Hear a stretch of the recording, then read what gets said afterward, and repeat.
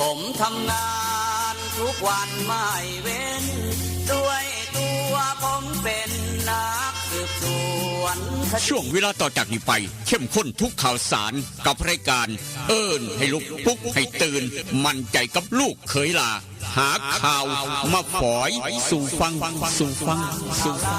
ของเรามาเร็วกันเถิดแม่เอวกลมข่าวใหม่ๆสดใสทุกตอนโปรดรับฟังบางอ่อนข่าวร้อนๆของผมเกิดเป็นผู้หญิงนี่แสนลำบากใจจริงๆนะเธออ้าวทำไมล่ะเธอก็อย่างที่ฉันเป็นอยู่เดี๋ยวนี้แหละปวดท้องน้อยปวดบั้นเอวทรมานจริงๆซื้อกาโน่หน่อยค่ะซื้อกาโน่นะครับซื้อกาโน่นะคะจะต้องรีบไปซื้อมาแล้วล่ะกาโน่จำชื่อกาโน่คนรุ่นใหม่ใช้กาโน่ยาน้ำว่านชักมดลูกกาโน่จัดจำหน่ายโดยบริษัทเวชภัณฑ์ยากาโน่ป๊อกซอฟตี้เครื่องหมายการค้าตรามือรับเหรียญทองยกสุดท้ายยาป๊อกกล่องสีเขียวตรามือรับเหรียญทองใช้บรรเทาการปวดเมื่อยตามกล้ามเนื้อเคล็ดขัดยอกยาป๊อกน้ำมันยาป๊อกกล่องสีเขียวตรามือรับเหรียญทองบรรเทาการปวดเมื่อยเคล็ดขัดยอกมีจำหน่ายตามร้านขายยาทั่วไปโรคฤทธิ์ดุมทวารหนักเป็นแล้วทรมานเริ่มต้นจากมีอาการคันบริเวณขอบรูทวารและมีอาการปวดท่วงทวารหนักถ้าปล่อยไว้นานอาจมีแผลเป็นรูปกลีบมะเฟืองและเป็นหน่อคล้ายเดือยไก่มีเลือดไหลซึมถ้าเป็นมากจะถ่ายออกมาเป็นเลือดสามก๊กมาแล้วยาเม็ดบรรเทาฤทธิ์ดวงทวารหนักตราสามก๊กยาเม็ดบรรเทาฤทธิ์ดวงทวารหนักสามก๊กราม500ชนิดแคปซูลจัดจำหน่ายโดยบริษัทเวชภัณฑ์ยากาโน่ฟ็อกซอฟตี้จำกัดเครื่องหมายการค้าตรามือรับเหรียญทองกล่องละ350 บาทมีจำหน่ายตามร้านขายยาชั้นนำทั่วไป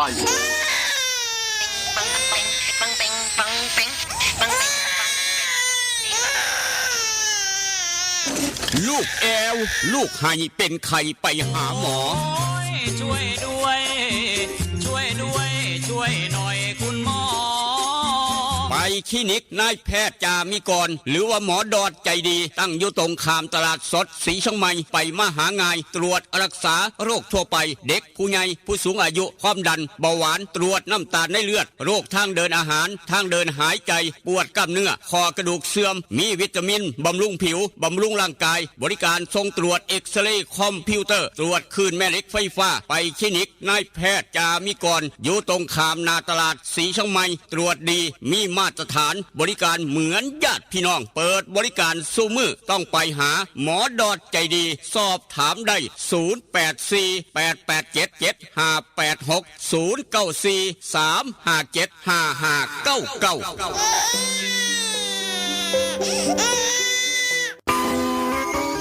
เล่นกันนักมันคืออะไรอะเล่นกันนักก็รักกันแน่นไงครับพี่ตั๊กโห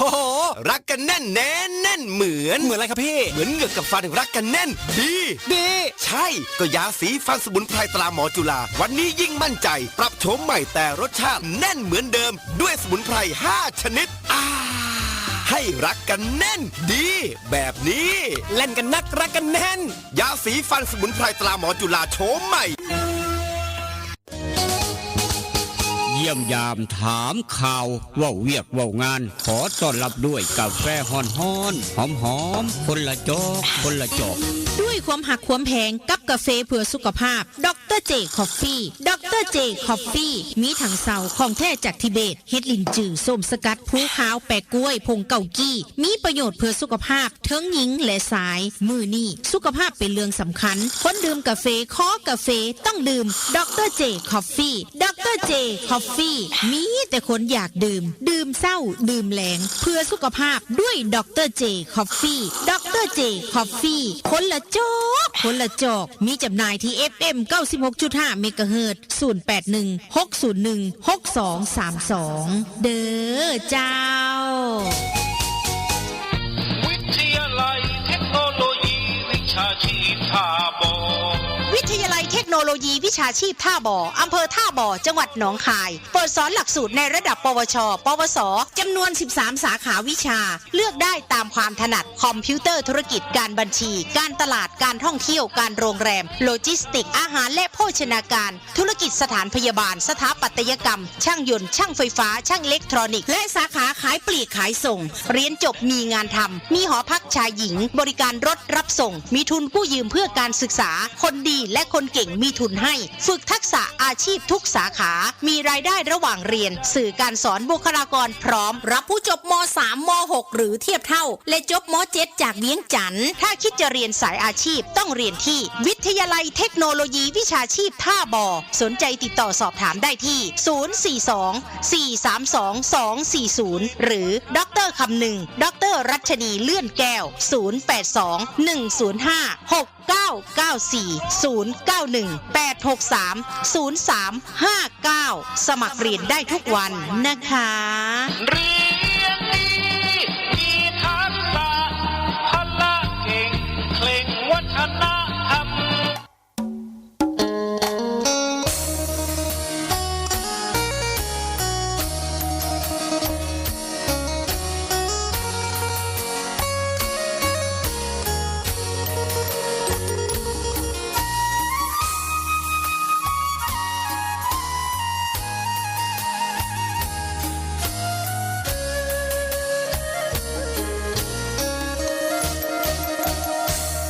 นั่งจอคอคือทอดแทนอคือทอดผู้สาวเย็นลมหนาวกินข้าวแลงแล้วยังบ่นอน2 ทุ่มครึ่งเอารูปผู้สาวเบิ่งแล้วอ่อนสอน3 ทุ่มก่อนเปิดใต้หมอนเอาจดหมายมาอ่านนั่งโกโซคือทอดพะโล้เฝ้าแต่รำพึงพอตี 1เฝ้าคิดถึงคำเคยเว้ากันตี2คล้อยเขียนจดหมายน้อยไปถึงนุ่งครานตี3ผ่านอ่านทบทวนแล้วเขียนใหม่อีกทีคิดฮอดอีหลีเพราะอ้ายนี้บ่เคยหักใครคือทอดหลายเพราะขวัญใจเจ้าคือชีวีคือทอดสิเป็นสิตายเพราะห่างไกลกันนานเป็นปีคิดฮอดทุกวินาทีลมหนาววีวีอ้ายแห่งคิดฮอดแองนั่งทรงลงหลับบ่ลงกระวนกระวายตี5เลยไปย้อนคิดหลายสายตาอย่างแข็งหนาวเย็นจ้อยลมวอยวอยคิดฮอดแห้งแห้ง6 โมงเช้าตะเวนแดงแดงคิดฮอดคำแพงจนสอดแจงจางตาอย่านอนตื่นสายอย่าอายทำกินอย่ามินเงินหน่อยอย่าคอยวาสนาสุขสบายมันเสมอมันคือเก่ากับผู้ขาลูกเคยลานามนคนทำข่าวกลับมาเว้านำผู้เจ้าดังเดิมได้เวลาสำนีไม่ตู้เตรียมพร้อมเรียบร้อยกับความหนาวความเย็นหนาวกักหนาวแน่บ่แม่นหนาวธรรมดาครับสีสมัยบ้านเฮาหนองคายบ้านเฮาหนาวครับหนาวแท้หนาวว่าเพิ่นว่ามาตามนัดอุณหภูมิลดตามนัดครับหนาวเย็นจ้อยๆใส่เสื้อกันหนาวตัวหนาครับตัวหนากว่าเก่าดูแลสุขภาพร่างกายเจ้าของพร้อมหลานน้อยน้ำครับย่านเป็นวัดเป็นไอถ้าอย่ามองเสลดฟังพรสวมหน้ากากอนามัยใส่แม่ล้างมือได้เจลล้างมือครับหอบเอาข้าวเท้าหอนสอนใจได้ขาทุกเทกย่างโปกเป๊กข้างกันไตสั่นพี่น้องเลยตักบาตรอยู่กันหนาวเย็นแท้หลายคนตักบาตรหนาวเด้อลูกเคยลาวันสันว่าแจ้งกันเข้ามาครับท่ามกลางอุณหภูมิเศร้ามื้อนี้ครับอุณหภูมิเศร้ามื้อนี้ถือว่าเป็นประวัติศาสตร์ในรอบหลายปีครับอุณหภูมิลดลงมาเศร้ามื้อนี้มาตามนัดในรอบหลายปีทางบ้านเฮาสีช่องไม้ครับสีช่องไม้เดียวนี้อุณหภูมิ9 องศาเลขตัวเดียวแคนครับเลข9 9 องศาเซนเซียส9 องศาพี่น้องมีเมฆเป็นส่วนมากทางเวียงจันทร์ก็9 องศาคือกันเอาแล้วครับเวียงจันทร์ศรีชมัยบ้านใกล้กันอุณหภูมิเหลียวเห็นกันทอกันพร้อมอีกต่างหาก9 องศาเซนเซียสหนาวเย็นคักเลขตัวเดียวมือประวัติศาสตร์จำไว้ครับจำไว้มือนี้เดือนนี้พศนี้บ้านเฮา9 องศาหนุ่มน้อยกระดันดำไว้ศอกว่าจะไหนน้อใส่เสื้อผ้าอย่าลืมเด้อหนากว่าเก่าอีกต่างหากเสื้อผ้ามือสองพี่น้องใส่เสื้อผ้ามือสองซักสะก่อนนะครับไปซื้อมาเมื่อวานซักสะก่อนอย่าเฝ้ามาใส่ย่านเป็นกากเป็นเกลื่อนโรคภัยไข้เจ็บมาเบียดมาเบียนครับบอกกันไว้เตือนกันไว้เบิดสุคนด้วยความเป็นห่วงกับรายการเอิญให้ลุกปุ๊กกันเดินท่ามกลางอุณหภูมิ9 องศาพึ่งพ่อครับอยู่น้ำนี่อยู่มาหลายปีนี้มื้อนี้ครับ9 องศาเซนเซียส9 องศาครับเลขตัวเดียวพี่น้องเลข9นี่คือเลข9 องศาเอาละครับปีนี้ได้กระยากระตามรู้ขนาดรายงานตัวอย่างเป็นทางการครับหนาวเย็นคักเย็นแนมวันเย็นธรรมดาเพราะฉะนั้นดังฟืนดังไฟอยู่ใต้ตารางบ้านใต้ตารางเฮือนก่อนจะออกจากบ้านดับมอดให้เรียบร้อยอย่าชะล่าใจอย่าประมาทชีวิตและทรัพย์สินครับโดยความเป็นห่วงกับกาโนปอกสบู่ซับที่ยาทายพยาธิไวสุนิก3 กกทุกร้านขายยาทั้งเวียงจันทร์มีขายเวชภัณฑ์ยากาโนเว้าแค่นี้พี่น้องหูจักดีปะยังบ่ว่ากาโนบ่ว่าปอกบ่ว่าสบู่ซับที่ยาทายพยาธิไวสุนิก3 กกดาบ500แบบแคปซูลกินง่ายสำหรับคนเป็นลินสีดวงทวารอย่ามองข้าม3 กกดาบ500แบบแคปซูลกินง่ายนอกจากนั้นยาสีฟันหมอจุฬาครับบ่ว่าหนาวบ่ว่าร้อนฝนลิ้นฝนตกยาสีฟันหมอจุฬาครับเรื่องจำเป็นอย่าลืมครับยาสีฟันหมอจุฬากาแฟดรเจเจ้าของเดียวกันครับกาแฟดรเจยาสีฟันหมอจุฬาศูนย์ใหญ่ของเวียงจันทร์อยู่ห้านขายยาใสสะอาดตลาดแรงหนองด้วงครับศูนย์ใหญ่ยาสีฟันหมอจุฬากาแฟดรเจฝากพี่น้องไว้แต่ว่าอยากได้คำจากเส้นน้อยเส้นใหญ่แหวนวงน้อยวงใหญ่พอตู่ไม่ใหญ่พอปูไม่ใหญ่อยากได้แหวนไปมัดแขนเอาลูกไผ่อย่าลืมไปเอาโยหานไขคำแม่กองแพงคำผิวตลาดเศร้านครหลวงพอเท่าแม่เท่าเตรียมมัดแขนเอาลูกเขยคนใหม่อย่าลืมครับลูกเขยหลาก็ว่าได้เตรียมมัดเอาลูกเขยคนสุดท้ายเพิ่นว่าพอตู่แม่ตู่อายุป่านนี้ไปเอาได้ครับโยหานไขคำแม่กองแพงคำผิวตลาดเศร้านครหลวงห้านไขคำเก่าแก่พี่น้องหูจักดีปัญญังแต่ว่าอยากได้น้ำปลาปรุงรสแซ่บนัวคั่วอิ่มพุงทั้ง2 สูตรแซ่บคูณ2ใส่ตำมะฮุงสูตรรสมือแม่ประเภทลาบก้อยซอยแซ่ยกให้เพิ่นน้ำปลาปรุงรสแซ่บนัวคั่วอิ่มพุงพอข้าไม่ขายน้ำหาจนตลาดแตกบ่ต้องขึ้นยากโทรศัพท์ไปเบอร์นี้รถทั้งเวียงจันทร์ส่งฮอดสำนักงานส่งฮอดร้านค้าร้านขายร้านลาบขายก้อยร้านตำมะฮุง552022820 552022820โทรเบอร์นี้พี่น้องทางศรีเชียงใหม่อยากได้น้ำปลาปรุงรสแซ่บนัวคั่วอิ่มพุงเอาไปจำหน่ายขายกันโทรเบอร์นี้ครับ0983458221 0983458221เมื่อนี้ขามมาทางศรีเชียงใหม่ครับเมื่อนี้คลินิกนายแพทย์จามิกรคุณหมอดอดจะดีติดภารกิจทางราชการเมื่อวานก็หยุดเศร้าก็บ่ได้เปิดแรงก็บ่ได้เปิดเมื่อนี้คุณหมอดอดก็ยังบ่ได้เปิดเศร้าก็บ่ได้เปิดแรงก็บ่ได้เปิดวันศุกร์มื้อนี้มื้ออื่นวันเสาร์วันอาทิตย์เปิดตามปกติครับเสาร์อาทิตย์คุณหมอดอดกลับมาเปิดคลินิกบริการพี่น้องตามปกติเบอร์จองคิวเบอร์เก่าเบอร์เดิม0836769581 0836769581ออกจากคลินิกนายแพทย์จามิกรคุณหมอดอดใจดีครับเดินทางต่อไปเอาเนื้อไปลาบไปก้อยซุ่มแซวกันเกี่ยวเข่าแล้วพอดีฉลองตำแหน่งฉลองเกี่ยวเข่าแล้วดีใจครับเกี่ยวเข่าแล้วได้เข่าหลายหรือว่าจะฉลองไถนาเพื่อเฮ็ดเข่าหน้าปังวานเข่าเรียบร้อยฉลองจังหน่อยหรือว่าฉลองตำแหน่งผู้ซอยผู้ใหญ่บ้านฉลองตำแหน่งนั่นตำแหน่งนี่สารพัดตำแหน่งได้เลื่อนสั้นเลื่อนยศเลื่อนขันนั้นก็ว่ากันไปเอาเนื้อสดไปเอาอยู่ไสครับอูดเนื้อสดทางโค้งบ้านพันพร้าวกิโลละ200 บาทเอามาปิ้งมาย่างมาซุ่มมาแซวกันบรรยากาศหนาวๆแบบนี้ปิ้งย่างเนื้อซุ่มกันก้อยซุ่มกันอย่าลืมครับอูดเนื้อสดทางโค้งบ้านพันพร้าวขึ้นเขียงใหม่ๆเนื้อใหม่ๆบ่ผ่านตู้แช่บ่ผ่านตู้เย็นบ่ผ่านการแช่แข็ง ถือใจคนมักเนื้อสดต้องยกให้อูดเนื้อสดทางโค้งบ้านพันเผากิโลละ200 บาท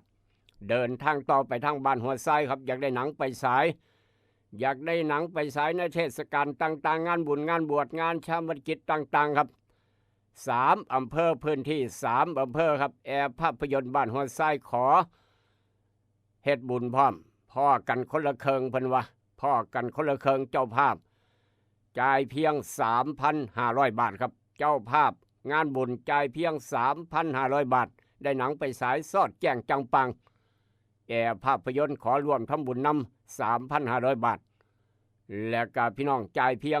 3,500 บาทพ่อคนละเคิงเอาอย่าลืมครับ3 อำเภอทาบอศรีเชียงใหม่โพธิ์ตากถ้าต่างอำเภอที่นอกจากนั้นคิดตามระยะทางไกลครับคิดตามระยะทางไกลเพิ่มตามระยะทางเอามาเว้าสู่กันฟังอยากได้หนังไปฉายไทยจีนฝรั่งหนังกังฟูหนังกำลังภายในหนังจีนหนังฝรั่งหนังไทยได้บัดมักแบบไหนไปว่ากันแอร์ภาพยนตร์บ้านหัวไซสอดแจงจังปังก็แล้วบุญได้คือกันพร้อมต้อนรับพี่น้องทุกหมู่บ้านทุกตำบลครับ3 หน่วย1พร้อมหน่วย2พร้อมหน่วย3พร้อมออกรับใส่พี่น้องแอร์ภาพยนตร์บ้านหัวไซครับเดินทางต่อออกจากบ้านหัวไซพาลูกพาหลานไปเรียนต่อไกลบ้านประหยัดค่าใช้จ่ายพ่อแม่สบายใจกู้เงินยืมเรียนได้มาจากต่างบ้านต่างเมืองต่างอำเภอต่างจังหวัดต่างประเทศมีหอพักเงินพักให้อยู่ให้เศร้าเรียบร้อยดร.คำนึงดร.รัชนีรับประกันคุณภาพวิทยาลัยเทคโนโลยีวิชาชีพทบสถาบันการศึกษาที่พี่น้องให้การยอมรับทั่วประเทศไทยจบมามีเวียกมีการมีงานได้เหตุงานตั้งบริษัทเจ้าของก็ได้โดยเฉพาะสาขาใหม่ล่าสุดสาขาขายปีกขายส่งขายออนไลน์ครับ13 อย่าง13 แนว13 สาขาถนัดสาขาใดเลือกเรียนได้บอกว่าไฟฟ้าอิเล็กทรอนิกส์สั่งยนต์หรือว่าธุรกิจคอมพิวเตอร์ก็มีครับหรือว่าสายบัญชีก็มีสาขาบัญชีสาขาการตลาดว่ากันขายปีกขายส่งใหม่ล่าสุดที่กำลังฮอตกำลังฮิตกำลังอยากจะเรียนครับบริษัทใหญ่ต้องการสูง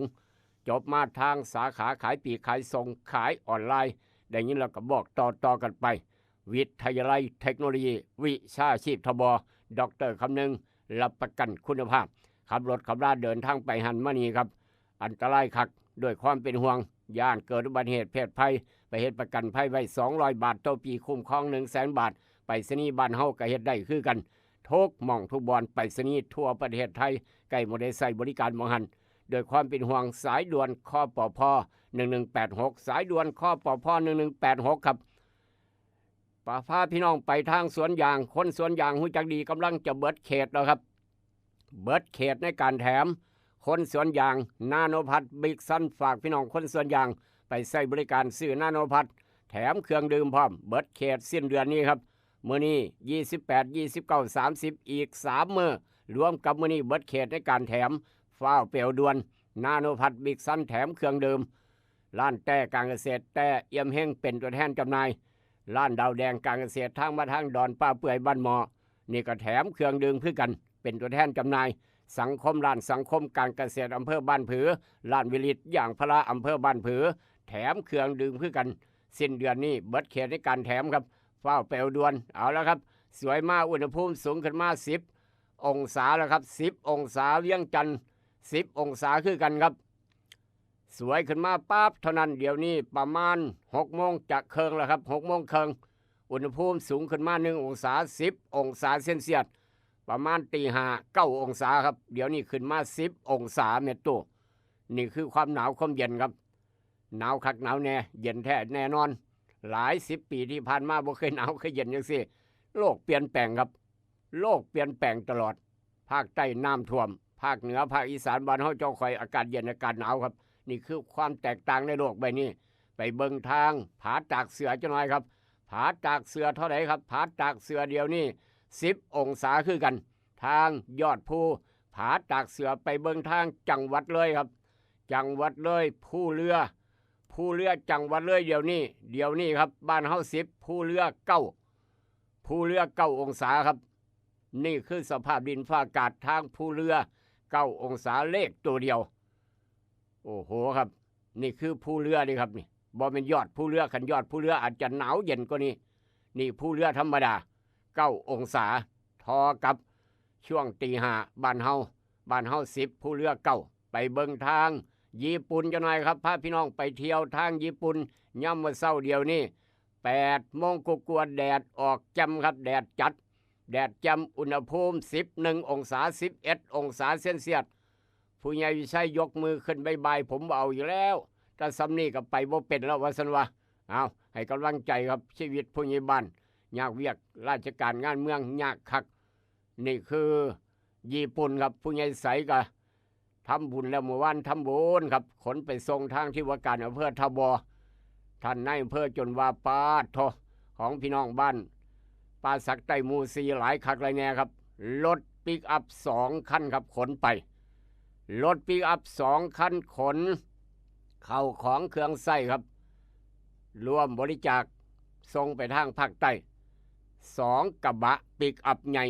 ทั้งข้าวทั้งน้ำพวกอาหารแห่งอาหารโอ้หลายอย่างหลายแนวครับผู้ใหญ่ใสคนไปพร้อมเงินสดอีกพี่น้องบริจาคเงินอีก 3,000 บาทพร้อมเข้าของเครื่องใส้เพื่อจะส่งไปทางภาคใต้ร่วมด้วยช่วยกันครับนี่คือบุญกุศลของพี่น้องป่าสักใต้หมู่4เด้อหลังจากได้ยินข่าวได้ยินประกาศจากลูกเคยลาผู้ใหญ่ใสสั่งมาครับผู้ใหญ่ใสสั่งมาลูกเคยลาประกาศพี่น้องร่วมด้วยช่วยกันได้รถ2 กระบะเต็มองตุงโอ้โหจนพูนจนล้นรถพร้อมกับเงินสดอีก 3,000 บาทไปหาทางอำเภอทบศูนย์รับบริจาคทางอำเภอทบครับท่านนายอำเภอทบจะบอกว่าโอ้จากบ้านป้าสักใต้หมู่4มองเดียวบ่ผู้ใหญ่ใสครับมองเดียวครับหมู่บ้านผมสมัครสมานสามัคคีกันเป็นเลิศเป็นเลิศนี่คือสุดยอดครับ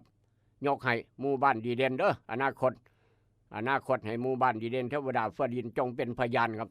นี่คือความสมัครสมานสามัคคีมีผู้นำดีต้องเป็นจังซี่สุดยอดอลังการครับตบมือให้สวดเทวดาย่องยอดสรรเสริญอีกตั้งหากด้วยบุญกุศลให้พี่น้องทางป่าสักใต้หมู่4ร่ำรวยโศกหมานตลอดไปมั่งมีสีสุขตลอดไปสุขภาพร่างกายแข็งแรงตลอดไปครับด้วยความปรารถนาดีกับรายการเอิญให้ลูกปุ๊กให้เตือนทางผู้ใหญ่บ้านผู้ใหญ่ใสแจ้งมาตั้งแต่เมื่อคืนบอกว่าขอบุญขอบคุณพี่น้องทุกหลังคาเฮือนเด้อบ้านผมป่าสักใต้หมู่4ครับขอบุญขอบคุณอีกท่านหนึ่งท่ามกลางอุณหภูมิทางญี่ปุ่น11 องศาเซนเซียสผมยังบ่ได้ไปญี่ปุ่นน้ำมูดอกยากเวียกหลายราชการงานเมืองช่วงนี้ยากผู้ใหญ่ใสว่าขอทำหน้าที่ผมจะทำหน้าที่ให้ดีที่สุดในช่วงเป็นผู้ใหญ่บ้านผู้ใหญ่ใสรับประกันคุณภาพขออนุญาตผู้ใหญ่วิชัยคือกันเพิ่นว่าบ้านผมคือกันเด้อหมู่บ้านดีเด่นเพิ่นระดับจังหวัดเพิ่นนี้เพิ่นยังว่าผู้ใหญ่วิชัยไปรับโล่มาเรียบร้อยทางบ้านโคกหนองแวงครับขอบุญขอบคุณ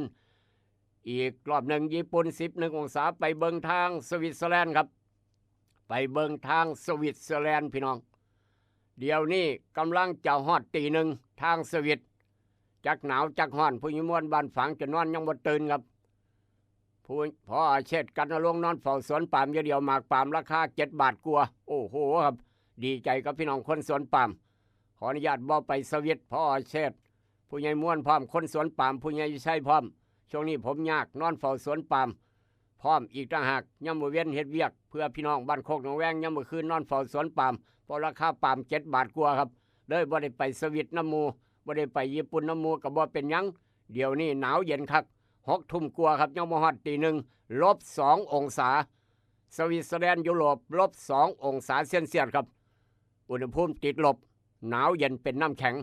เอามาเว้าสู่กันฟังนั่นคือทางสวิตเซอร์แลนด์ทางญี่ปุ่นทางผู้เรือบ้านเฮาผาตากเสือเวียงจันทน์แตกต่างกันเอามาเว้าสู่กันฟังครับประจำเช้าวันที่28เดือนพฤศจิกายนพุทธศักราช2568ตรงกับวันศุกร์วันศีลน้อยขึ้น8 ค่ำเดือนอ้ายปีมะเส็งตำรับตำราพ่อแม่ครูบาอาจารย์เลิกงามยามดีมื้อนี้ว่าจะได้วันศุกร์ที่28เดือนพฤศจิกายนครับมื้อนี้ตำรับตำราพ่อแม่ครูบาอาจารย์เพิ่นบอกไว้ว่าจังได28มื้อนี้ครับ28มื้อนี้วันศีลน้อยขึ้น8 ค่ำเดือนอ้ายครับตู้สมคนขายดอกไม้นี่เอาดอกไม้มาบูชาครับมาบูชาตลอดทาง ศาลตายายดอนป่าเปื่อยอนุโมทนาสาธุบุญร่ำรวยโศกหมานตลอดไปสุขภาพแข็งแรงตู้สมคนขายดอกไม้อยู่หน้าร้านแต่เอี่ยมเฮงขายดิบขายดีร่ำรวยโศกหมานตลอดไปครับเมื่อนี้วันศุกร์28วันธงชัยวันอาทิตย์บดีเปิดสถานบันเทิงเปิดร้านคาราโอเกะเปิดขับเปิดบาร์ดีปัญญังเปิดร้านขายขนมหวานดีเปิดเกี่ยวกับการจำนองจำนำเปิดธนาคารดี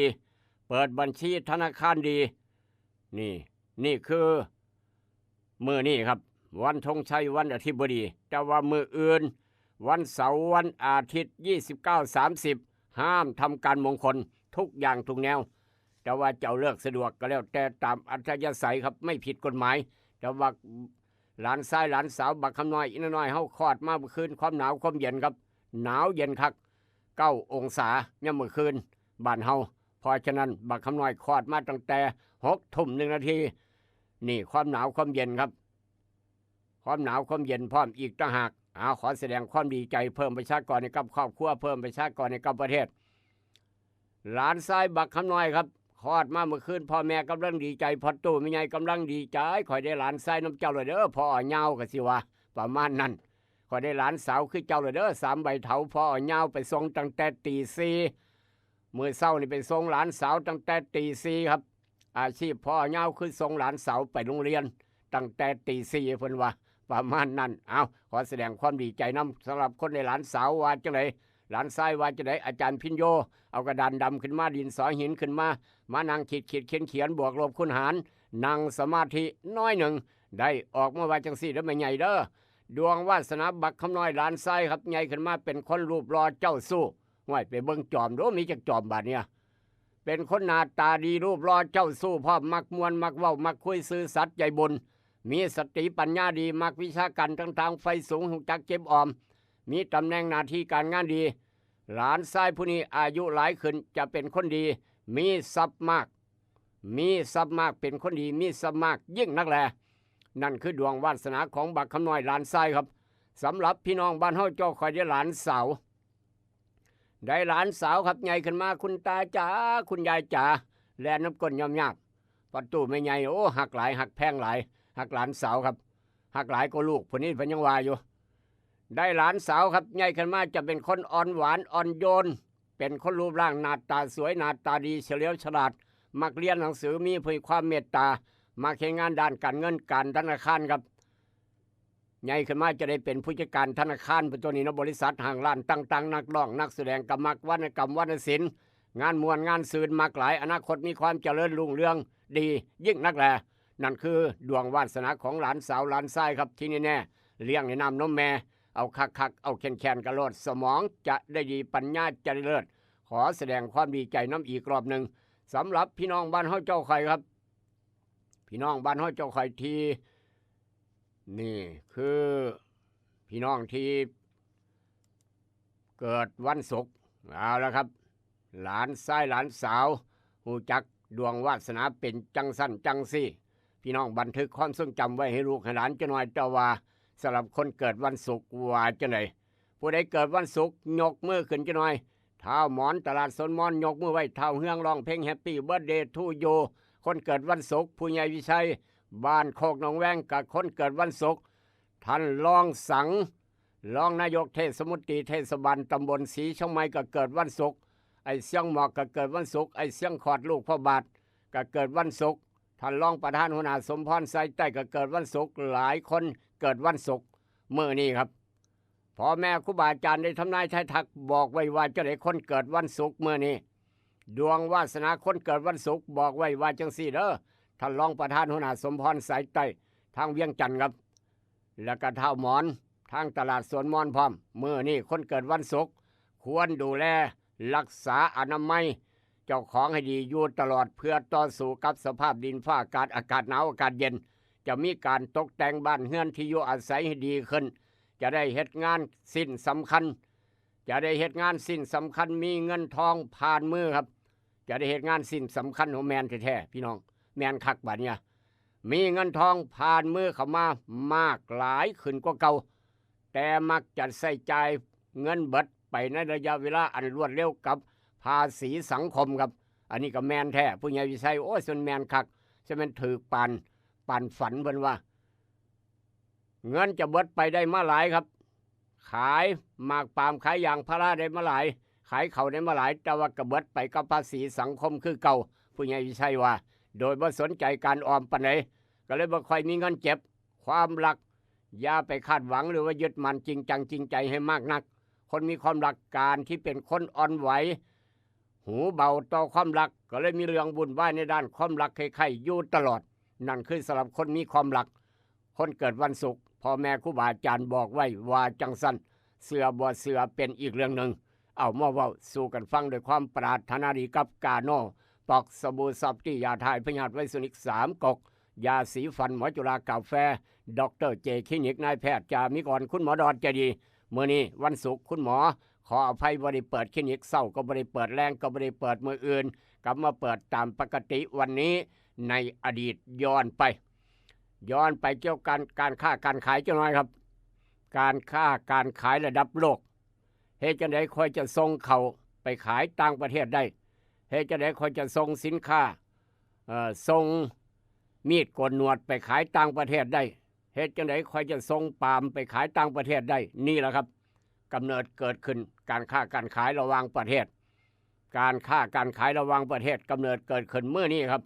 วันที่28เดือนพฤศจิกายนปีพุทธศักราช2525ครับปี2525หลายคนเกิดแล้วหลายคนยังบ่เกิดลูกหลานเกิดใหม่อยู่รุ่นยังบ่เกิดหนุ่มน้อยกระดานดำไว้ศอกเกิดแล้วเนี่ยสงสัยอยู่ศรีเชียงใหม่เป็นหนุ่มแล้วเป็นหนุ่มเตะบอลเก่งขนาดนี้นี่หนุ่มน้อยกระดานดำไว้ศอกเล่นมาฮอดกะเก่งครับขับรถกะเก่งขี่จักรยานกะเก่งแล้วว่าหนาวเย็นพ่อมีต่างหากบ่มันยืนแข็งแล้วบ่หนุ่มน้อยกระดานดำไว้ศอกเอ้าคนอยู่ใกล้ดูแลเราจะหน่อยอย่าเราหนาวสนุกว่าผ้าห่มหนาวกว่าเก่าอีกต่างหากวันที่28เดือนพฤศจิกายน2525ครับเมื่อนั่นปีนั่นตรงครับคริสต์ศักราช1982เว้าเรื่องการค้าการขายระหว่างประเทศตัวแทนจากประเทศต่างๆครับตัวแทนจากประเทศต่างๆ88ประเทศเริ่มการประชุมเกี่ยวกับการค้าระดับโลกเริ่มประชุมเกี่ยวกับการค้าโลกการค้าระดับโลกถ้ามีการค้าการขายประชุมแบบนี้ต้องอยู่ทางประเทศสวิตเซอร์แลนด์เมืองหนาวนั่นแหละครับอยู่ทางประเทศสวิตแสดงว่ามื้อนั้นปีนั้นก็หนาวมื้อนี้ติดลบ2 องศาแสดงว่าก็ลบคือกันเมื่อเพราะว่าเมื่อเดียวกันคนละพศครับเดือนเดียวกันมื้อเดียวกันที่กรุงเจนีวาครับที่กรุงเจนีวาประเทศสวิตเซอร์แลนด์ซึ่งต่อมาได้มีการพัฒนาขึ้นเป็นองค์การการค้าโลกองค์การการค้าโลกตัวย่อคือ WTO นี่นักเรียนนักศึกษาจำไว้จังหน่อยครับลูกหลานเรียนหนังสือเกี่ยวกับการค้าการขายจำไว้อาจจะไม่ในข้อสอบก็ได้ WTO ถ้าแปลออกมาเป็นภาษาไทยก็คือองค์การการค้าโลกครับเพื่อสร้างความสมดุลในการให้กับการค้าการขายของโลกส่งไปขายประเทศนั้นส่งไปขายประเทศนี้ไทยส่งสินค้าไปขายอเมริกาส่งมาขายประเทศไทยครับประมาณนี้เอิ้นว่า WTO องค์การการค้าโลกเพื่อบ่เอาเปรียบได้เปรียบสมดุลซึ่งกันและกันครับบ่เอาเปรียบกันประมาณนั้นนี่คือเมื่อกำเนิดเกิดคำว่า WTO องค์การการค้าโลกระดับโลกครับ28พฤศจิกายน2525หลายคนบรรจุรับราชการแล้วครับหลายคนยังบ่ได้บรรจุกำลังเรียนปี2ปี3อยู่ปี4อยู่ก็ประมาณนั้นเอามาเว้าสู่กันฟังวันนั้นในอดีตแต่ว่ามื้อนี้ปัจจุบันมีข่าวด่วนแจ้งกันเข้ามาบอกกันเข้ามาครับทุกเสียงทุกสายน้ำบ่ไหลไฟบ่สว่างหนทางบ่ดี0816016232ครับ0816016232ครับขอบุญขอบคุณทางท่านกำนันผู้ใหญ่บ้านแต่ละหมู่บ้านกำลังเปิดออกหอกระจายข่าวท่านกำนันพึกทางตำบลพันเผานี่เปิดดังฟังชัดเจนครับผู้ใหญ่ตุบ้านโนนสง่าเปิดดังฟังชัดเจนผู้ใหญ่วิชัยบ้านโคกนองแวงดังรัดเสกันกับผู้ใหญ่ตุนอกจากนั้น ต่อไปทางผู้ใหญ่ใสปาสักไตหมู่ซีบ้านโคกธรรมอบตสกลค้นหายหนองบึงน้อยจิตอาสาทีมงานหนองบึงน้อยเข้มแข็งครับยามมื้อเช้าแล่นออกกำลังกายน้ำก้นกันอยู่อ้อมหนองบึงน้อยเบิ่งนี่จักบาทนี่เป็นหยังเนาะคือสิได้พละกำลังครับจะได้ต่อสู้กับเวียกกับการกับงานตลอดไปทีมงานหนองบึงน้อยเข้มแข็งคักเปิดหอกระจายข่าวให้พี่น้องฟังน้ำทงให้ทงหน้าครับเต็มหัวเต็มสวนขอบุญขอบคุณอีกทีนึงนอกจากนั้นครับไปทางบ้านหนองประปากจำปาทองบ้านเสียวทางผู้ใหญ่สกายจะว่าเป็นกำนันตำบลหนองประปากท่านกำนันสกายกำนันตำบลหนองประปากจะว่าเป็นผู้ใหญ่บ้านบ้านเสียวครับเปิดออกข้อกระจายข่าวดังๆผู้ใหญ่ดุลบ้านไร่เขาเมาแซบเจ้าของเขาเมาแซบกำลังเปิดดังๆให้พี่น้องฟังไปพร้อมทางโพดตากหลายๆหมู่บ้านทางบันดอนขนุนทางผู้ใหญ่สายครับ YouTube ผู้ใหญ่สาย YouTube เฮาอยู่นี่มีแห้งบ่เนาะผู้ใหญ่สาย YouTube อย่าลืมไปใส่นาโนพัดบิ๊กซันยาท่านยางสูตร2พลังกำลังแถมเครื่องดื่มยานเบิดเขตก่อนเฝ้าไปเอาด่วนกันแล้วกันขอบุญขอบคุณมาทางพัดตั้งดงต้องห้วยเสงัวครับทะลุบ้านลาดหอคำน้ำสมนายุงละงัวอำเภอบ้านผือทางบ้านไม้ห้วยทางบ้านไม้ครับบ้านไม้ทางบ้านผือบ้านดงไหวหมองไก่ขายแม่เก่าบ้านข้ออำเภอบ้านผือครับทางออกไปทางอุดรขอบุญขอบคุณหลายทางหนองคายพร้อมตั้งแต่ท่าเสด็จไปจนฮอดพูนใกล้ๆกับวัดหลวงพ่อบาทเดียวฟังได้ชัดเจนตำบลวัดธาตุตำบลหาดคำครับขอบุญขอบคุณอีกหนึ่งพี่น้องทางตำบลหาดคำหนาวบ่เนาะทางตำบลหาดคำครับนี่ถ้าหนาวกับโทรศัพท์มาเว้าสู้กันฟังกันหน่อยแถวริมฝั่งโขงพี่น้องทางทาบอพ้นสาทาบอหน้าบักเฟืองกวนวันเวียงคกบ้านเสงี่ยวครับแถวนี้ทางตำบลพระธาตุบางพวนบ้านพระธาตุบางพวนพร้อมอีกต่างหากขอบุญขอบคุณอีกทีนึงพี่น้องทั้งเวียงจันทร์ทุกตอกซอหอมทุกร้านค้าร้านขายทุกตลาดเศร้าตลาดสดคิวรถบัสรถเมล์3 ล้อสายใต้สายเหนือทุกเขตทุกคิวท่านรองประธานหัวหน้าสมพรสายใต้บอกว่าจะสั้นฟังกันเต็มเด้อลูกเคยล่ะขอบุญขอบคุณพี่น้องฟังอยู่ต่างอำเภอต่างจังหวัดทางไลฟ์สด Facebook ทางออนไลน์ครับ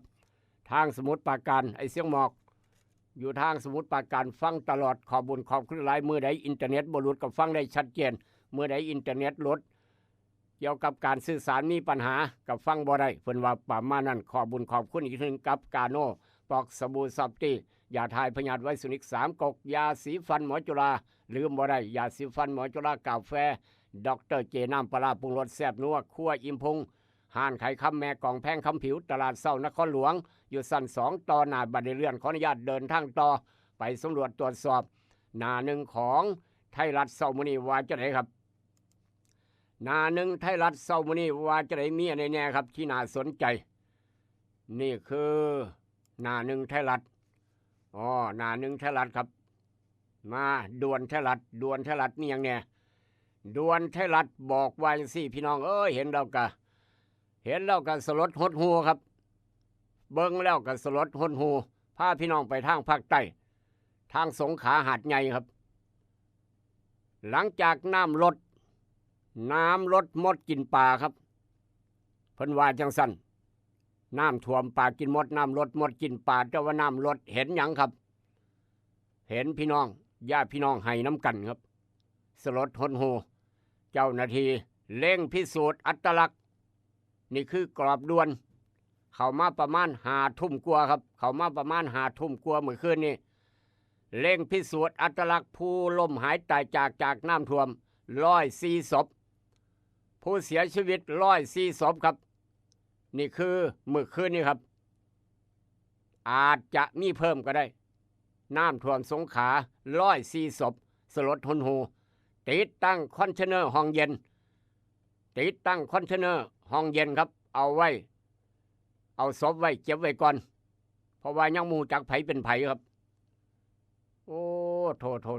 104 ศพผู้ใดว่าน้อยพี่น้องให้ศพละล้าน2 ล้านก็บ่คุ้มค่าครับผู้ใดสิอยากตายนี้จากกันเนาะตายย้อนน้ำท่วมนี้บ่ได้ครับเบิดแนวสิว่านั่นคือกรอบที่1ดวลกันเข้ามากรอบ2ครับพ่อล่างผู้ตายน้ำท่วมหาดใหญ่จำนวนมากต้องใส่รถตู้คอนเทนเนอร์แช่แข็ง6 คันเก็บร่างเก็บศพไว้ก่อน เพราะว่าบ่ฮู้จักไผเป็นไผนี่คือดวลกันเข้ามาครับ หลังจากนั้นพี่น้องหลายคนจำได้ครับจำได้หมอภาคคุณหมอภาคนำทีมรบพิเศษลุยน้ำท่วมเขต8หาดใหญ่ซอยผู้ป่วยผู้ติดข้างเมื่อวานรายงานกันมาช่วง4 ทุ่มครึ่งครับหมอภาคหลายคนจำได้ในทางคุณน้ำนางนวลเขาว่าหมอภาคนอกจากนั้นเผยเหตุย้ายนายอำเภอละให้ออกจากราชการพร้อมครับนายอำเภอหาดใหญ่ให้ออกจากราชการพร้อมน้ำท่วมบ่อยู่พื้นที่ติดต่อบ่ได้ว่าซั่นว่านี่คือไทยรัฐด่วนนี่ครับนี่รายงานกันมา4 ทุ่มให้ออกจากราชการน้ำท่วมบ่อยู่พื้นที่ติดต่อบ่ได้แต่ว่าท่านนายอำเภอก็แย่งอยู่ดิครับนายอำเภอก็แย่งอยู่ดิเอาติดตามหนังเรื่องนี้ต่อไปครับนอกจากนั้นหลังจากน้ำลดจัดบิ๊กคลีนนิ่งหาดใหญ่ทำความสะอาดล้างเมืองหาดใหญ่ให้สะอาดจ้างพี่น้องจิตอาสาจ้างประชาชนจิตอาสาค่าแห้งมื้อละ400 บาทต่อมื้อครับ400 บาทต่อมื้อซอยกันล้างทำความสะอาดอำเภอหาดใหญ่ครับหลังจากน้ำลดรายงานกันมา3 ทุ่ม 29 นาทีเมื่อคืนนี้นอกจากนั้นก็ยังอีกหลายกรอบได้ข่าวครับเร่งพิสูจน์อัตลักษณ์ผู้ล้มหายตายจาก104 ศพนี่คือด่วนกันมาของไทยรัฐว่าจังสัน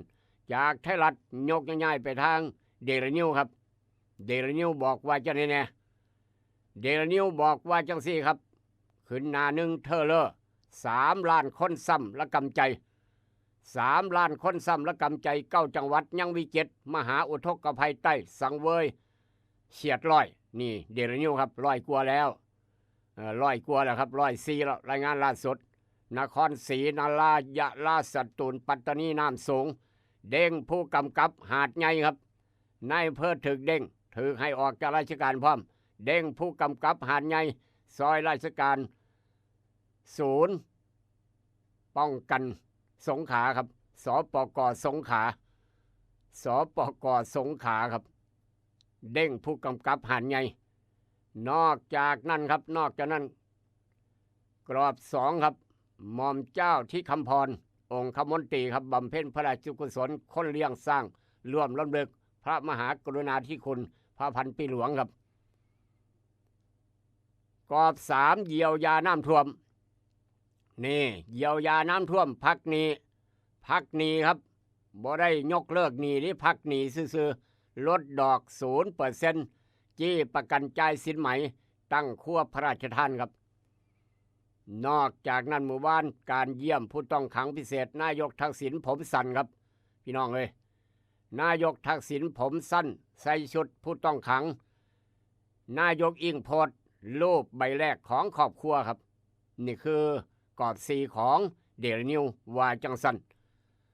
กรอบ5ครับของเดลินิวรองประธานกรรมาธิการฉุนโมโหครับบอไล่เงาบิ๊กตำรวจแจงซวยเว็บง่ายเล็งเอิ้นให้มาใหม่ใส่อำนาจในพรบครับเป็นข่าวอีกกรอบนี้วงการกีฬาบอกว่าจะไหนครับแฉรัฐบาลเขมรสั่งถอนทัพ3 จังหวัดพร้อมมากจัด2 ล้อ4 เกมครับเป็นข่าวนี่คือวงการกีฬาอีกกรอบหนึ่งว่าจังสันนอกจากนั้นกรอบร่องกรอบย่อยของเดลินิวครับพักหนี้ลดดอก 0% ฟื้นฟูน้ำท่วมนายกเร่งซอยภาคเอกชนกระตุ้นเศรษฐกิจการไฟฟ้าฝ่ายผลิตจ่ายไฟฮัลโหลโทรศัพท์ใส่ได้จ่ายไฟปั๊บโทรศัพท์ใส่ได้ครับนอกจากนั้นระทมเกิน1 ล้านหลังค่าเฮือนครับทั้งไห้ทั้งห้องทั้งทุกให้ว่าเบิดเนื้อเบิดตัวครับระทมเกิน1 ล้านครัวเฮือนมหาอุทกภัยสังเวยครับนี่คือกรอบร่องกรอบย่อย9 จังหวัดอ้วมประชาชนเดือดร้อนเกือบ3 ล้านคนหาดใหญ่สงขลาฝนเริ่มลดลงครับนี่คือจากเดลินิวหน้าหนึ่งเพิ่นว่าจังสันแต่ว่ารอบเด่นรอบวันด่วนรอบวันครับภาคเหนือภาคอีสานอากาศหนาวเย็นภาคใต้ฝนลดลงกรุงเทพอากาศเย็นลมแห้งอุณหภูมิต่ำสุด19บ้านเฮา10 องศาเช้ามื้อนี้ นี่คือความแตกต่างโลกใบเดียวกันอุณหภูมิบ่คือกันแต่ละจุดแต่ละหม่องครับหนาวพร้อมฝนตกพร้อมน้ำท่วมพร้อมคือทางภาคใต้แต่ว่าก็เริ่มเบิดแล้วครับฝนเริ่มลดลงแล้วทางภาคใต้ภาวนาให้เป็นจังซั่นให้พระฟ้าเปิดแดดส่องครับจะได้อบอุ่นร่างกายจะได้ซอยกันล้างทำความสะอาดบ้านเฮือนที่อยู่อาศัยหลังจากน้ำลดมดกินป่าแมนบ่แม่นตู้เอามาเว้าสู่กันฟังครับอันใดดีมีประโยชน์นำไปคิดนำไปใส่อันใดบ่ดีเอาไปทิมแม่น้ำโขงบ้านเฮาแล้วจะได้สบายใจยามมื้อเช้าทำบุญตักบาตรจักหน่อยเดี๋ยวก็มาพอกันกับอาหารสมองยามมื้อเช้ายกต่อไปยกที่2ครับคิดทองให้ได้ทองคิดเงินให้ได้เงินคุณกำลังรับฟังอาหารสมองยามเช้ายิ้มฝังโขงกับรายการให้รู้ปลุกให้ตื่นให้รู้ปลุกให้ตื่นอยู่นะครับอยู่นะคะรวยขอให้รวยขอให้รวยขอให้รวย เกิดเป็นผู้หญิงนี่แสนลำบากใจจริงๆนะเธออ้าวทำไมล่ะเธอก็อย่างที่ฉันเป็นอยู่เดี๋ยวนี้แหละปวดท้องน้อยปวดบั้นเอวทรมานจริงๆซื้อกาโน่หน่อยค่ะซื้อกาโน่นะครับซื้อกาโน่นะคะจะต้องรีบไปซื้อมาแล้วล่ะกาโน่จำชื่อกาโน่คนรุ่นใหม่ใช้กาโน่ยาน้ำว่านชักมดลูกกาโน่จัดจำหน่ายโดยบริษัทเวชภัณฑ์ยากาโน่ป๊อกซอฟตี้เครื่องหมายการค้าตรามือรับเหรียญทองยกสุดท้ายยาป๊อกกล่องสีเขียวตรามือรับเหรียญทองใช้บรรเทาการปวดเมื่อยตามกล้ามเนื้อเคล็ดขัดยอกยาป๊อกน้ำมันยาป๊อกกล่องสีเขียวตรามือรับเหรียญทองบรรเทาการปวดเมื่อยเคล็ดขัดยอกมีจำหน่ายตามร้านขายยาทั่วไปโรคฤทธิ์สีดวงทวารหนักเป็นแล้วทรมานเริ่มต้นจากมีอาการคันบริเวณขอบรูทวารและมีอาการปวดท่วงทวารหนักถ้าปล่อยไว้นานอาจมีแผลเป็นรูปกลีบมะเฟืองและเป็นหน่อคล้ายเดือยไก่มีเลือดไหลซึมถ้าเป็นมากจะถ่ายออกมาเป็นเลือด3 ก๊กมาแล้ว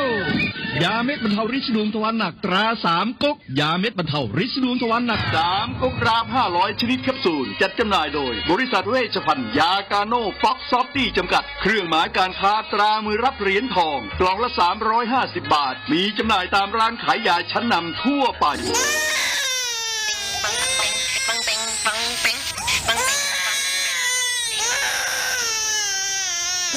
ลูกแอวลูกไห้เป็นไข่ไปหาหมอช่วยด้วยช่วยหน่อยคุณหมอไปคลินิกนายแพทย์จามิกรหรือว่าหมอดอดใจดีตั้งอยู่ตรงข้ามตลาดสดสีเชียงใหม่ไปมาหางายตรวจรักษาโรคทั่วไปเด็กผู้ใหญ่ผู้สูงอายุความดันเบาหวานตรวจน้ำตาลในเลือดโรคทางเดินอาหารทางเดินหายใจปวดกล้ามเนื้อคอกระดูกเสื่อมมีวิตามินบำรุงผิวบำรุงร่างกายบริการส่งตรวจเอ็กซเรย์คอมพิวเตอร์ตรวจคลื่นแม่เหล็กไฟฟ้าไปคลินิกนายแพทย์จามิกรอยู่ตรงข้ามนาตลาดสีเชียงใหม่ตรวจดีมีมาตรฐานบริการเหมือนญาติพี่น้องเปิดบริการสู้มือต้องไปหาหมอดอดใจดีสอบถามได้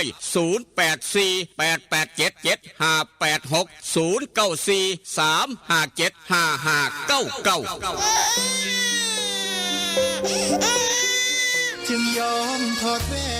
นที่แม่เคยสวมนิ้วให้มั่นแฟนด้วยแหวนแม่เพราะเป็นคำแท้ๆ100%มีใบหับประกันจากห้านกล่องแพงคำผิวนครหลวงเวียงจันทร์แม่แล้วคันได้คำจากห้านไข่คำกล่องแพงคำผิวบว่าสร้อยข้อคำสร้อยแขนแหวนตุ้มหูหูประพันธ์ถูกสนิทลวดลายงามหลากหลายทุกทานมั่นใจ100%อยู่ตลาดเศร้าม2สั้น2ห้อง36หน้าลิฟห้านไข่คำกล่องแพงคำผิวห้านไข่คำกล่องแพงคำผิวยังหับซื้อขายแลกเปลี่ยนคำได้ราคาสูงทึกใจนอกจากนั้นยังหับออกแบบคำตีคำตามแบบตามสั่งที่ลูกค้าต้องการห้านขายคำกล่องแพงคำผิวมีเครื่องกวด เซ็กค้ำที่มาตรฐานค้ำทุกเส้นจึงผ่านการกวดสอบลูกค้ามั่นใจอยากได้ค้ำแลกเปลี่ยนค้ำไปห้านกล่องแพงค้ำผิวแล้วจะบ่ผิดหวังอยู่ตลาดเศร้ามอ2สั้น2ห้อง36หน้าลิเพ่นง่ายสอบถามปรึกษาได้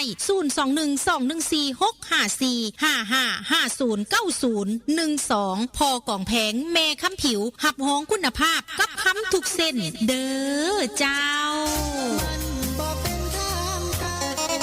เพื่อนแท้ชาวสวนยางมาแล้วนาโนพลัดยาทาหน้ายางสูตร2พลังที่1ทำให้หน้ายางนิ่มหน้ายางไม่ดำไม่ตายนึ่งพลังที่2ทำให้น้ำยางออกเยอะออกหลายมีดน้ำยางน้ำหนักดีนาโนพลัดขนาด1ลิตรทาต้นยางได้มากกว่า 2,000 ต้นนาโนพลัดเหมาะสำหรับยางอายุ 10-18 ปีสำหรับยางใหญ่อายุมากกว่า18 ปีใช้บิ๊กซันระวังของปลอมและของเรียนแบบของแท้ต้องชื่อนาโนพลัดของแท้ต้องมีตราสสวัสดี1998นาโนพลัดและบิ๊กซันหาซื้อได้ที่ร้านวิลิตยางพาราอำเภอบ้านผือจังหวัดอุดรธานีร้านสังคมการเกษตรอำเภอสังคมจังหวัดหนองคายและร้านเคมีเกษตรชั้นนำใกล้บ้านท่านสูตรเด็ดนาโนพลัดใช้แล้วน้ำยางเยอะน้ำยางน้ำหนักดีแซ่บนัวมีไว้ในครัวของพี่น้องเลี้ยวบอน้ำปลาปรุงรสแซ่บนัวครัวอิ่มพุงแซ่บนัวครัวอิ่มพุงน้ำปลาปรุงรสแซ่บนัวครัวอิ่มพุงมี2สูตรน้ำปลาแซ่บนัวครัวอิ่มพุงสูตรแซ่บคูณ2ฟ้าสีส้มใส่ตำมักหุงตำมั่วตำซั่วตำถาดตำสารพัดตำแซ่บหลายน้ำปลาแซ่บนัวครัวอิ่มพุงสูตรลดมือแม่ฟ้าสีเหลืองใส่ลาบก้อยซอยแซ่อ้อออมแกงได้รสเด็ดแซ่บเด้อเจ้ากินหอมแซ่บนัวแท้ว่ามือนี่พอข้ามแม่ขายต้องการเป็นตัวแทนจำหน่ายน้ำปลาปรุงรสแซ่บนัวครัวอิ่มพุงทั้ง2สูตรสนใจติดต่อหนองคายสีเชียงใหม่0933548221นครหลวงเวียงจันทร์อยู่ห้านสิ้นดาดอิ่มพุงต่อหน้าห้านอาหารต้นตาลบ้านสีสมซืนถนนเก้าเลี้ยวเมืองสีโคตรโทรศัพท์552-02820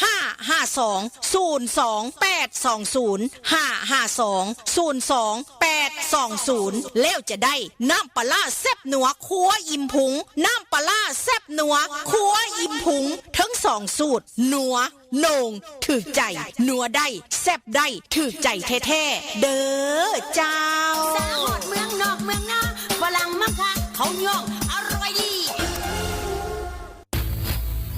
เพราะเรามีหน้าที่กำกับดูแลบริษัทประกันภัยตัวแทนและนายหน้าประกันภัยให้มั่นคงโปร่งใส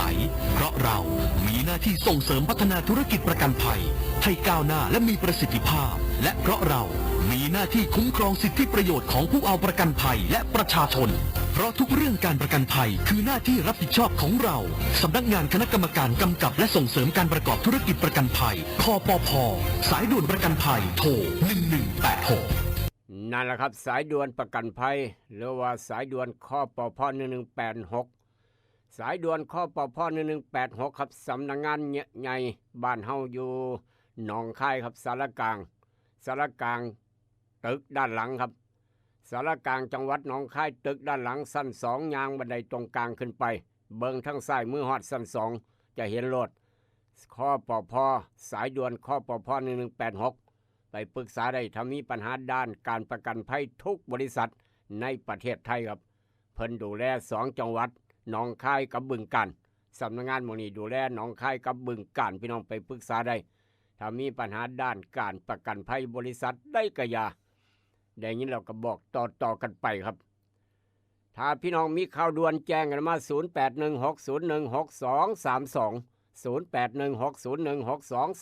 ครับมื้อนี้คลินิกนายแพทย์จามิกรคุณหมอดอดจะดีวันศุกร์มื้อนี้ยังบ่ได้เปิดคลินิกภาคเช้าก็บ่ได้เปิดภาคแรงก็บ่ได้เปิดติดภารกิจทางราชการครับ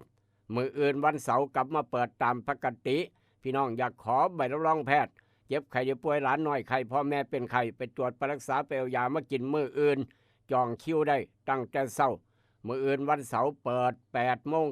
ฮอดเที่ยงยามมื้อแลง 5:00 นฮอด 2:30 นมื้ออื่นกลับมาเปิดตามปกติเบอร์จองคิวเบอร์เก่าเบอร์เดิมครับ คุณหมอดอดจะดี0836769581 อยากได้เบอร์โทรศัพท์อูดเนื้อสดสั่งเนื้อสดเฮ็ดใหม่ๆขึ้นเขียงใหม่ๆครับบ่ผ่านตู้แช่บ่ผ่านตู้เย็นบ่ผ่านการแช่แข็งกิโลละ200 บาทเท่านั้นครับอูดเนื้อสดทางโค้งบ้านพันเผา0953295764เบอร์นี้พี่น้องบันทึกไว้ในโทรศัพท์อูดเนื้อสด0953295764อยากได้เนื้อสดต้องไปอูดเนื้อสดโทรหาอูดเนื้อสด0953295764ครับเดี๋ยวนี้เราก็บอกต่อกันไปเสียอูดใจเกินล้านคูณ2ซื้อหลายแถมพร้อมอีกต่างหากอยากได้น้ำปลาปรุงรสแซ่บนัวคั่วยิ้มพุงทางสีช่องไม้ทบ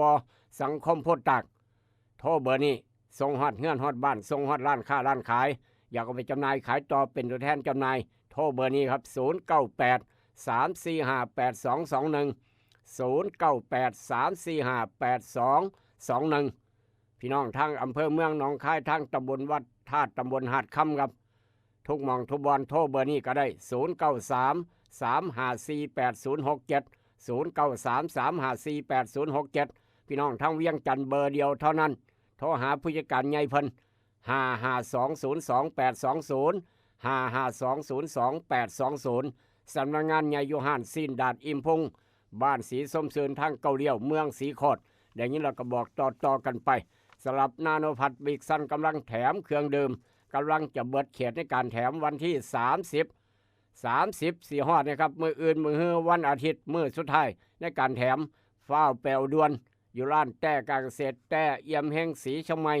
ร้านดาวแดงการเกษตรบ้านป่าสักเหนือทางมาทางดอนป่าเปื่อยบ้านหมอนี่ก็แถมเครื่องดื่มเป็นตัวแทนจำหน่าย3ห้านทางบ้านเฮาสีชมัยฟ้าวแปวด่วนย่านเบิดเขตย่านบ่ได้ของแถมครับอำเภอสังคมร้านสังคมการเกษตรอำเภอบ้านผือร้านวิริตอย่างพระอำเภอบ้านผือนี่ก็แถมเครื่องดื่มคือกันเบิดเขตมือเดียวกันฟ้าวแปวด่วนถ้าวันที่1ไปเอาบ่ได้ของแถมนี่ครับถ้าวันที่1ไปเอาพี่น้องจะบ่ได้ของแถมเพราะว่าเบิดเขตในการแถมสิ้นเดือน30พฤศจิกาเบิดเขตในการแถมเครื่องดื่มซื้อ1แถม1ซื้อหลายแถมหลายครับนาโนพัดบิ๊กซันยาทานายางสูตร2พลัง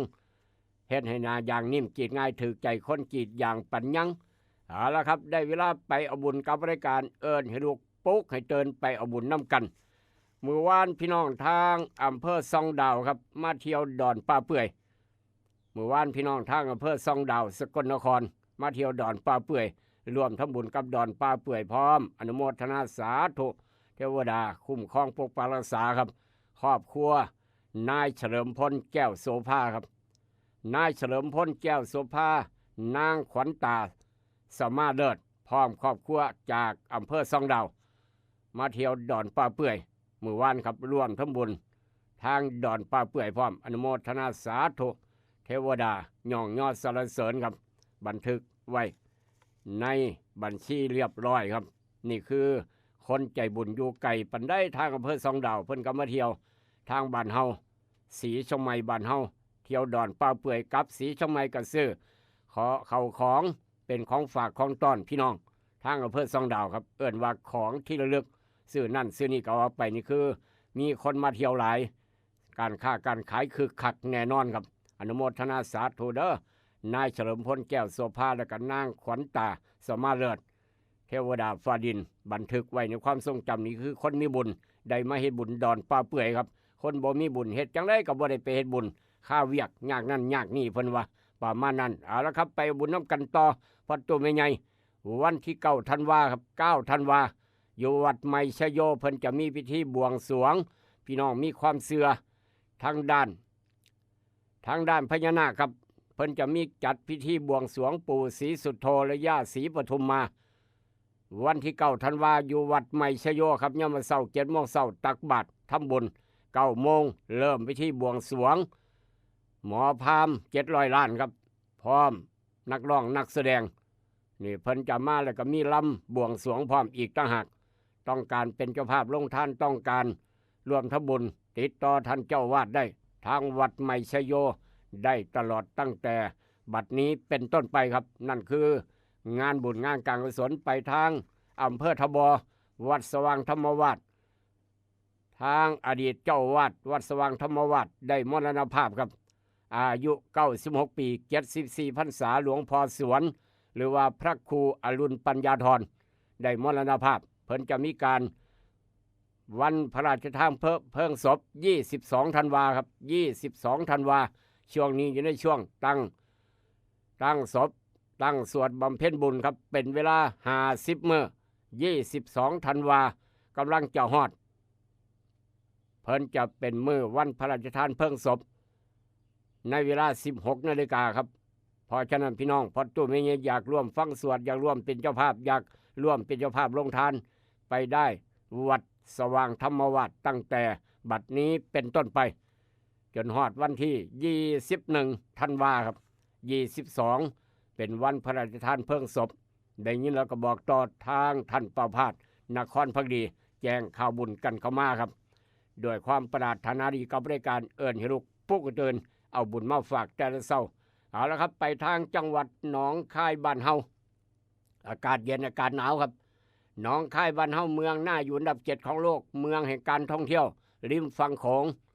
ตั้งแต่สังคมไปจนฮอดรัตนวาปีครับ9 อำเภอของจังหวัดหนองคายเมืองแห่งการท่องเที่ยวเมืองน่าอยู่อันดับ7ของโลกแต่ว่ามื้อวานมีหยังแหน่ครับมื้อวานมีหยังแหน่ทางหนองคายบ้านเฮายาบ้ามาอีกแล้วพี่น้องเมืองน่าอยู่อันดับ7ของโลกนี่ครับนี่นรข.เขตหนองคายทางสังคมครับสถานีเรือสังคมเป็นนรข.เพิ่นได้บูรณาการร่วมกับทหารพรานครับฝ่ายปกครองอำเภอสังคมและก็ตำรวจทางโรงพักอำเภอนายูงครับจังหวัดอุดรเฮ็ดหยังครับจับยาบ้าครับจับคนรับจ้างขนยาบ้าบ่หน่อยบ่หลายครับ 280,000 เม็ด 280,000 เม็ดครับเพิ่นผู้ว่ารับจ้างขนยาบ้าตรวจสอบเบิ่งประวัติตรวจไปตรวจมาเบิ่งแฟ้มประวัติอาชญากรรมครับตำรวจเพิ่นตรวจสอบเบิ่งแฟ้มประวัติอาชญากรรมเลยโว้ยบักลาคำแพงเพิ่งพ้นโทษมาตัวนี้เพิ่งออกเรือนจำมาโทษคดียาบ้าคือเก่าออกมาได้2 เดือนครับมาเฮ็ดคือเก่าอีกต่างหากออกจากคุกจากเรือนจำมาได้2 เดือนก็มาละเฮ็ดคือเก่าอาชีพเก่าครับถูกจับได้คือเก่ากลับไปหาหมู่ว่าตัวกลับมาอีกแล้ววะคือกลับมาเร็วแท้ปัจจุบันเฮาขึ้นฮอดตัวเฮ้ยก็สิว่าเฮาขึ้นฮอดพวกตัวเฮาเลยกลับมาหาพวกโตกันไปพ้อกันอยู่ในเรือนจำของเก่าครับออกมาได้2 เดือนจังได้หมู่ก็ยังบ่ลืมซื้อแน่นอนครับบาทนี้สิกลับเข้าไปใหม่หรือบาทเนี่ยย้อนมาเฮ็ดคือเก่าอาชีพเก่า 280,000 เม็ดเป็นลูกหลานทางตำบลนางงัวอำเภอน้ำสมครับบ่ขอเอ่ยชื่อเป็นลูกหลานเป็นนมน้อยทางตำบลนางงัวอำเภอน้ำสมนั่นเห็นบ่เป็นจังซั่นเด้มื้อนี้บ่ถูกจับมื้ออื่นถูกจับเจ้าสิออกมาใหม่มาเก่าครับเบิ่งแฟ้มประวัติอาชญากรรมเลยจะเอ๋เลยครับโอ้ยโตก็ได้เนาะออกมาได้2 เดือนโตก็เฮ็ดคือเก่าโอ้ยผมจักสิเฮ็ดหยังนี่แล้วครับว่าซั่นว่าโอ้ยก็เลยกลับมาเฮ็ดคือเก่านึกว่าตำรวจสิบ่สงสัยผมโอ้ยก็ลองเบิ่งทำแม่ถูกจับได้ครับ 280,000 เม็ดมื้อนี้บ่ถูกจับมื้ออื่นถูกจับยึดทรัพย์คือเก่าอย่าว่าเจ้าของเก่งก็แล้วกันบ่ว่าพนันออนไลน์บ่ว่าสแกมเมอร์ทุกอย่างทุกแนวครับอย่าบ้าเอาบอกกันไว้เตือนกันไว้เบิ้ลสุคนนั้นคือหนองคายบ้านเฮาจับได้นี่ทางเขตอำเภอสังคมครับสถานีเรือสังคมบูรณาการร่วมกับทหารพรานฝ่ายปกครองอำเภอสังคมตำรวจโรงพักนายุงพร้อมอีกต่างหากจากเหตุการณ์นั้นมาทางเหตุการณ์นี้ครับนี่ก็ทางต่อมอสายข่าวก็จับเด็กรายงานกันเข้ามาครับต่อมอตรวจคนเข้าเมืองหนองคายยังคุมเข้มจับกลุ่มบัญชีมาบ่แม่นบัญชีอย่างอื่นครับบ่แม่นบัญชีเป็ดบัญชีไก่บัญชีมาครับแจ้งสแกมเมอร์ต่อเนื่องล่าสุดจับหมอดูครับนาน ล่าสุดครับสายข่าวบอกว่าจับหมอดูซึ่งเป็นผู้หญิงครับ หมอดูซึ่งเป็นผู้หญิงวัยอายุ48ปีซึ่งเป็นบุคคลกำลังตามหมายจับบัญชีมาหมอดูก็ยังไปเฮ็ดบัญชีมาน้ำมูเนาะเอาคือบ่ดูเจ้าของแหน่ดูแตาผู้อื่นดูเจ้าของได้เป็นหยังสิถูกจับบ่มื้ออื่นมื้อฮือหรือว่าเดือนหน้าข่อยสิถูกจับบ่เบิ่งเจ้าของเบิ่งบ่ได้ว่าซั่นว่าเบิ่งเจ้าของเบิ่งบ่ได้เบิ่งได้ตั้งแต่ผู้อื่นครับหมอดูก็ได้เบิ่งเจ้าของบ่ได้คาลำเพิ่นว่าประมาณนั้นจังซี่ก็มีคือกันเอามาเว้าสู่กันฟังครับมื้อนี้บ่ถูกจับมื้ออื่นถูกจับเจ้าเฮ็ดบัญชีม้าบัญชีเป็ดบัญชีไก่บัญชีห่านหยังก็แล้วแต่ครับถูกจับคือเก่าเอามาเว้าสู่กันฟังตบมือสวดๆให้ตม.ตรวจคนเข้าเมืองจังหวัดหนองคายสายข่าวก็จับเด็กรายงานกันเข้ามาครับกับโดยความประดาถนาดีกับบริการเอิ้นให้ลูกปุ๊กให้เดินทาง96.5เสียงจากบ้านหม้อแดนสยามครับกาโนปอกสบู่ซับที่ยาทายพญาติไวสนิก3กกทาพี่น้องมีข่าวด่วนอยากเว้าอยากว่าอยากคุยน้ำบ่ไหลไฟบ่สว่างหนทางบ่ดีแจ้งกันมาบอกกันมาครับหรือว่าอยากมีปัญหาด้านใดก็อย่าปรึกษาได้ขอให้มีประโยชน์ต่อหมู่บ้านมีประโยชน์ต่อชุมชนต่อคนหมู่มาก0816016232ครับจากทางจังหวัดหนองคายเมืองน่าอยู่อันดับ7ของโลกครับเดินทางต่อไปทางข่าวเข้าทางหอนสอนใจนี่คือหลังจากน้ำรถหมดกินปลาเห็นหลายอย่างแล้วเนี่ยพี่น้องเอ้ยวัดกึนผู้นำก็อยู่มองนี้ละผู้นำทุกระดับผู้นำทุกระดับอยู่มองนี้ครับ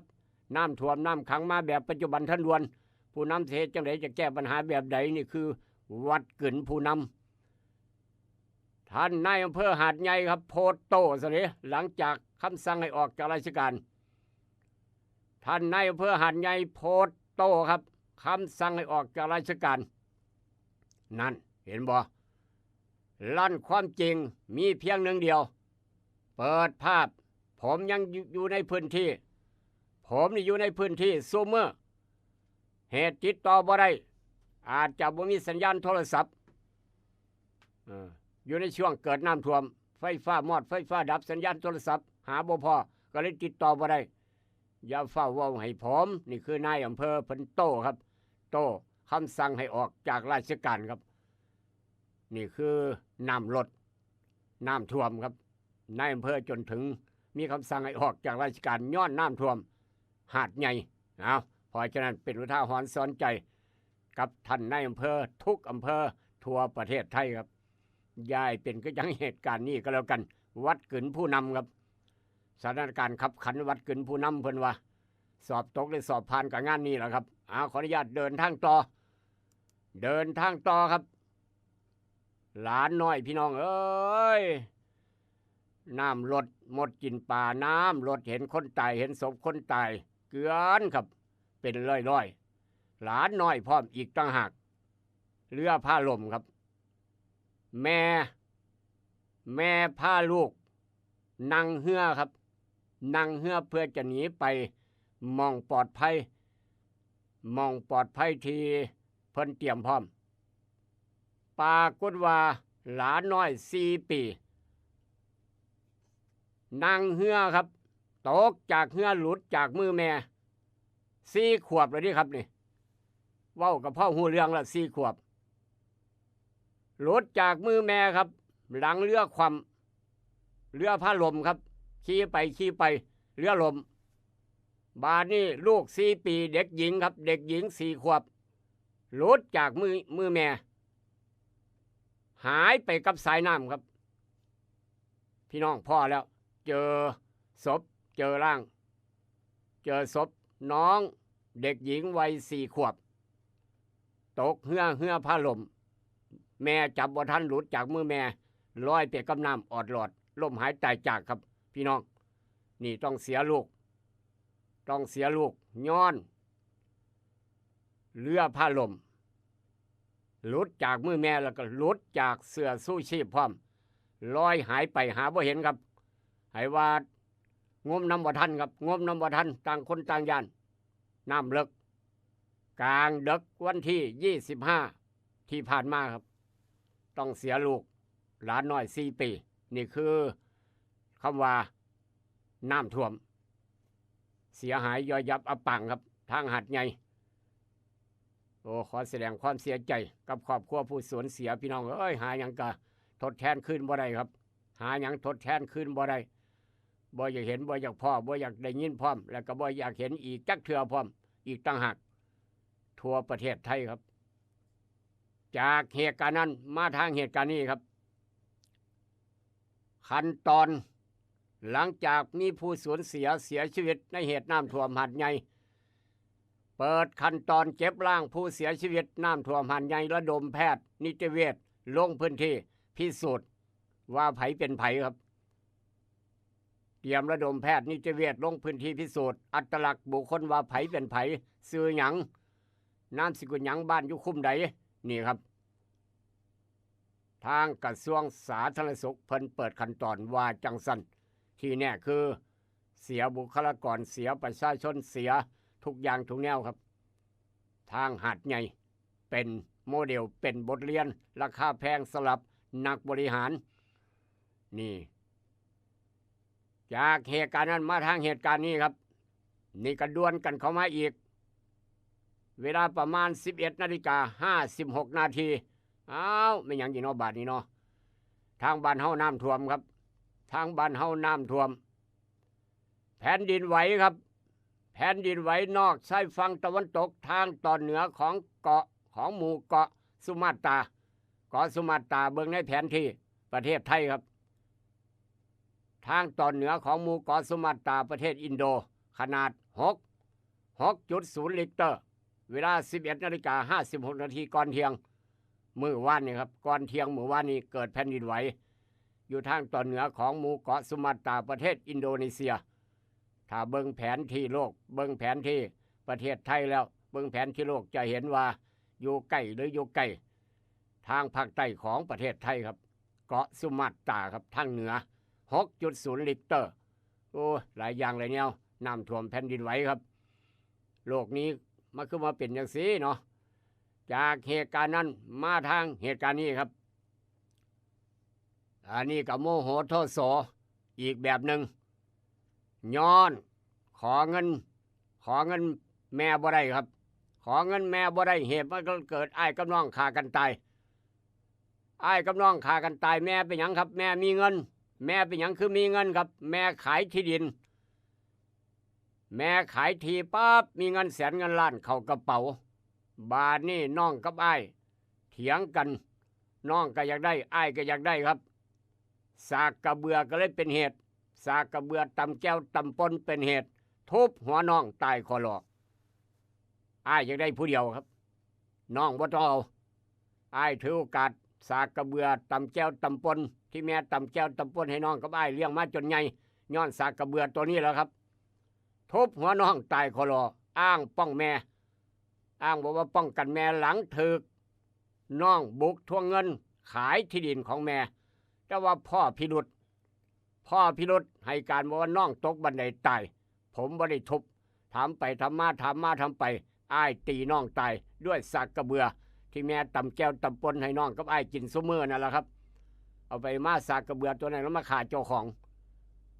ย้อนอ้ายอยากได้ผู้เดียวบ่หรือว่าจังไดตำรวจกำลังทำการสืบสวนนี่คือพ่อแม่มีเงินน้องกับอ้ายผิดกันย้อนส่วนแบ่งย้อนแบ่งบ่ลงโตหรือว่าจังไดอยากได้ผู้เดียวโตบ่ต้องเอาเฮาเอาผู้เดียวก็เลยยอมฆ่าน้องตายหรือจังไดครับนี่ต้องพิสูจน์หลักฐานสืบสวนสอบสวนตอนต่อไปห้ามเอาเป็นตัวอย่างเว้าสู่กันฟังครับเหตุการณ์นี้เกิดทางต่างจังหวัดบ่แม่นทางบ้านเฮาทางบ้านใดเมืองใดจะได้รู้จักนํกันครับพูนทางเมืองอุดรตัวนี้พี่น้องบ่ไกลทางเมืองอุดรโธมาเป็นตะย่านแต่เนาะฆ่ากันตายย้อนเงินครับฆ่ากันตายย้อนเงินทางอำเภอชัยวานครับอำเภอชัยวานพี่น้องอุดรบ้านเฮาเอามาเว้าสู่กันฟังครับจากเหตุการณ์นั้นมาทางเหตุการณ์นี้ครับอันนี้ก็หลานน้อยตกน้ำตายครับน้ำท่วมน้ำขังลงไปเล่นน้ำพ้นท้ายตายครับเด็กน้อยตามหลักน้ำท่วมน้ำขังแลนเล่นน้ำถนนน้ำท่วมถนนท่วมเพียงแอวเพียงแลนเล่นอาบน้ำเล่นบ่ย่านยังพ้นท้ายตาย นี่คือจมน้ำตายจักเป็นหยังบ่ฮู้จักละแต่ว่าตกน้ำตายครับสลดซ้ำทางยะลังจากเหตุการณ์นั้นมาทางเหตุการณ์นี้กับกาโนปอกสบู่ซับที่ยาทายพยาธิไวสุนิก3กกเปิดยอดคนลมหายตายจาก104ศพหลังน้ำท่วมตำรวจกำลังเร่งพิสูจน์อัตลักษณ์ก่อนจะส่งร่างคืนครอบครัวครับให้น้ำกันบอนพี่น้องเอ้ยนำตู้คอนเทนเนอร์เก็บรักษาศพไว้ซะก่อนล่างไว้ซะก่อนจำนวน6ตู้ติดตั้งในพื้นที่หาดใหญ่เรียบร้อยครับคักบ่ครับเนื้อว่าสิติดตั้งอย่างอื่นเฮ็ดอย่างอื่นโมแมนเอาไว้เก็บศพ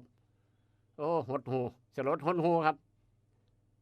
จากเหตุการณ์นั้นมาทางเหตุการณ์นี้ในก็อีกเหตุการณ์หนึ่งครับ